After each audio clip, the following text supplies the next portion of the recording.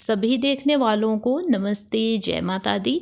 आप सभी को जया एकादशी या पाप विनाशिनी एकादशी की बहुत बहुत शुभकामनाएं। कहते हैं कि इस दिन यदि सच्चे मन से भगवान विष्णु, माता लक्ष्मी की पूजा की जाए, कुछ नियमों का पालन किया जाए, तो आपके जाने अनजाने में किए गए पापों का नाश हो जाता है। तो आज की वीडियो में मैं ये ही बताने वाली हूँ कि कब है जया एकादशी, कब उपवास लिया जाए, कब उपवास खोला जाए, कौन से वो नियम हैं जिनका पालन इस दिन होना चाहिए। साथ ही साथ कुछ ऐसी चीज़ें हैं जो इस दिन खाना निषेध है, उन्हें आप ना खाएं। जो चीज़ें खाना अत्यंत शुभ है उन्हें आप खाते हैं। कुछ दान दक्षिणा बताऊंगी जिससे कि आपको बहुत ही फलदायी होने वाला है ये जया एकादशी का दिन। तो आइए चलते हैं सब कुछ जानने। सबसे पहले बता देती हूँ कि कब उपवास लेना है। तो 29 जनवरी 2026 को इस साल जो है वो जया एकादशी है या पाप विनाशिनी एकादशी है। इसी दिन उपवास लिया जाएगा। जो उपवास है वो अगले दिन सुबह में खोला जाएगा, यानी कि 30 जनवरी को सुबह जो है वो उपवास आपका खुलेगा। तो ये है तिथि, क्योंकि इस साल कुछ संशय था इस पे दिनांक पे कि कब है, 29 को है, 30 को है। तो ये दुविधा यदि आपको थी तो मैंने ये आपको बता दिया कि 29 को ही आपका उपवास होगा या पूजा भी उसी दिन होगी। अब चलते हैं जानने भगवान विष्णु, माँ लक्ष्मी की पूजा, उनके विशेष भोग, किन चीज़ों का ध्यान देना है वो भी सुन लीजिए। आपको एकादशी के दिन सुबह जल्दी उठना है, उसके बाद स्नान कीजिए। नहाने के पानी में गंगा जल की कुछ बूंदें यदि आप मिलाते हैं, उससे नहाते हैं तो उसे गंगा स्नान माना जाता है। एकादशी के दिन गंगा स्नान बहुत ही शुभ होता है। तो आप स्नान कीजिए, उसके बाद सफाई कीजिए, पूजा स्थल की सफाई कीजिए, या आप चौकी यदि सजाना चाहते हैं तो चौकी ले सकते हैं। उस पर पीला कपड़ा बिछा के भगवान विष्णु, माँ लक्ष्मी की वहाँ पे कोई फोटो, कैलेंडर जो भी आपके पास है वो स्थापित किया जा सकता है। अब मैं आपको बता दूं, कुछ समय पहले भी मैंने एक वीडियो डाली थी एकादशी पे। मुझे उस पे एक जो कमेंट आया था किसी बच्चे का, किसी स्टूडेंट का, वो हॉस्टल में है। तो उस बच्चे ने यही पूछा था कि यहाँ पे तो कुछ ऐसी सुविधा नहीं है, ना कोई पूजा स्थल है, ना कुछ ऐसा है कि हम चौकी सजा सके।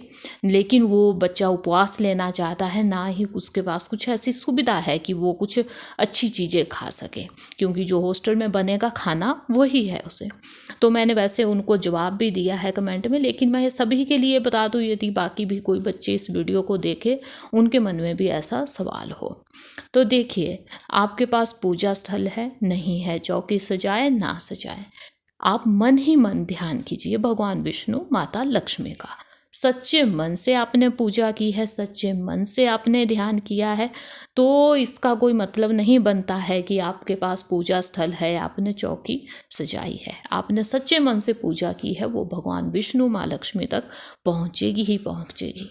साथ में यदि आप ऐसी जगह पे हैं जहाँ देखिए आपको तामसिक भोजन मिलता है, या हो सकता है नॉन वेज भी बनता है हॉस्टल में, तो यदि कुछ ऐसा है तो हो सके यदि आपने उपवास लिया है तो आप मीठा कुछ खा सकते हैं, उससे उपवास खोल लीजिए।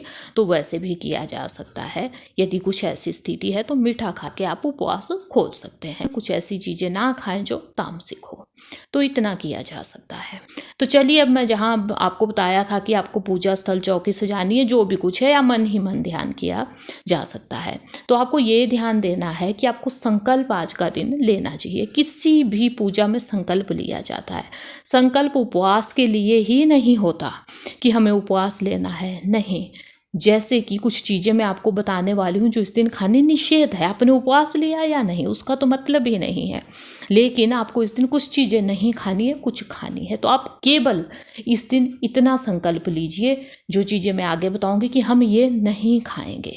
अब जैसे मैं आपको एग्जांपल देती हूँ, आप कोई नशीली वस्तुएं लेते हैं, आप उस चीज़ के आदी हैं, आप संकल्प लीजिए कि आज का दिन आप ये चीज़ें नहीं खाएंगे।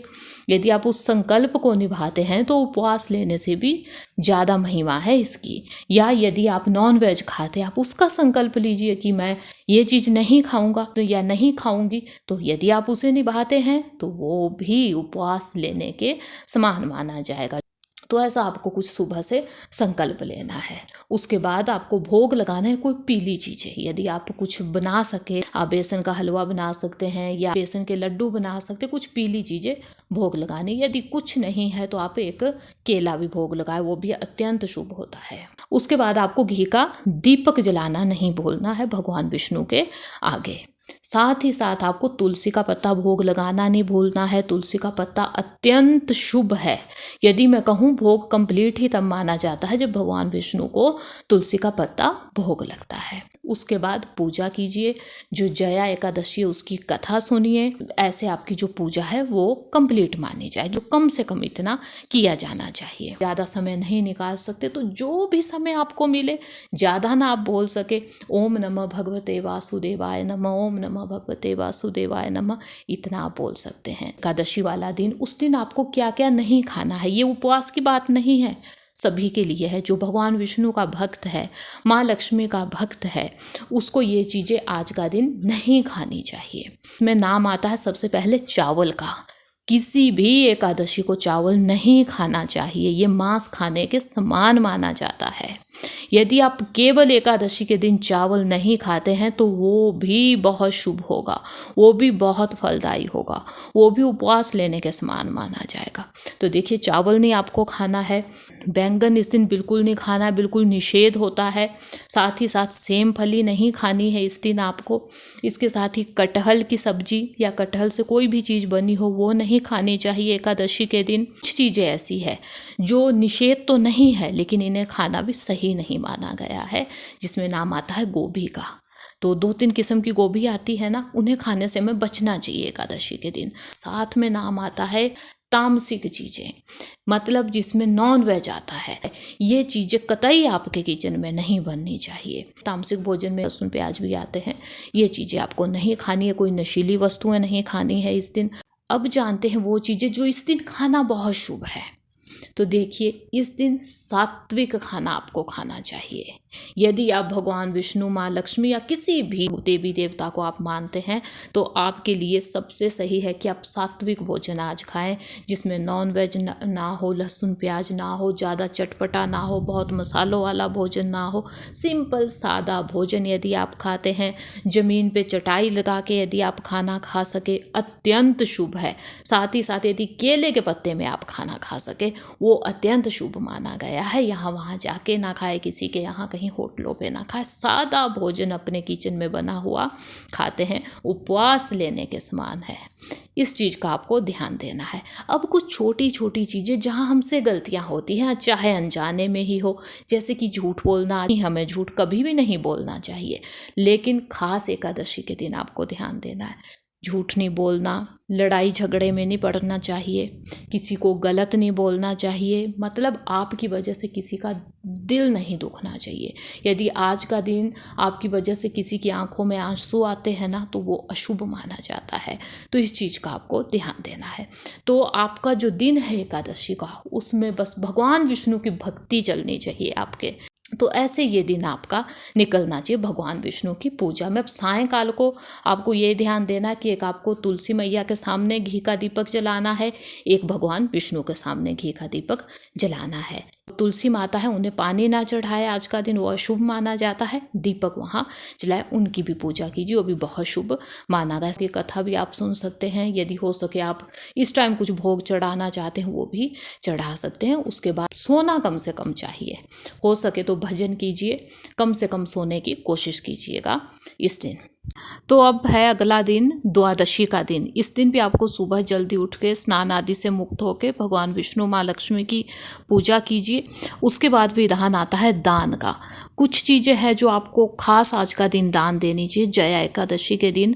वो है तिल, काले या सफ़ेद तिल, दोनों का दान किया जा सकता है। चावल का दान बहुत शुभ है। पीली चीज़ें आप दे सकते हैं, उसमें कपड़े भी हो सकते हैं या बाकी कोई सामान भी आप दे सकते हैं। यहाँ तक कि फलों का दान देना भी आज का दिन अत्यंत शुभ माना जाता है। उसके साथ ही विधान आता है गौ सेवा का। तो आपको गायों को आज का दिन कुछ ना कुछ अवश्य खिलाना चाहिए। यदि आपके आसपास गाय है तो आप उन्हें कुछ ना कुछ खिलाएं। यदि ऐसा नहीं है तो आप गौशाला जा सकते हैं, कुछ खाने पीने का सामान उनके लिए वहाँ ले जा सकते हैं। अत्यंत शुभ कही गई है गौ सेवा इस दिन। अब आपको खाने में ये ध्यान देना है कि द्वादशी के दिन भी सात्विक खाना ही खाना है, जिसमें लहसुन प्याज ना हो, कोई नॉनवेज नहीं खाना है, नशीली चीज़ें नहीं खानी है। खास चीज़ जो शामिल कीजिएगा आज के भोजन में वो है चावल। एकादशी को चावल खाना अशुभ है, लेकिन द्वादशी को चावल खाना बहुत शुभ है, तो चावल अपनी डाइट में शामिल कीजिएगा। तो ये थे कुछ खास नियम, इनका पालन कीजिएगा एकादशी द्वादशी के दिन। देखिएगा कितना ही शुभ होगा आपके लिए ये दिन। लिखिएगा कमेंट में कि वीडियो आपको कैसी लगी। वीडियो अच्छी लगी है लाइक कीजिएगा। कमेंट में ज़्यादा ना लिख सके तो जय माता दी लिख के तो जाइएगा ही। चैनल पे नया है सब्सक्राइब कीजिएगा। मिलेंगे ऐसी ही किसी नई यूज़फुल यूनिक वीडियो के साथ। तब तक के लिए धन्यवाद। जय माता दी।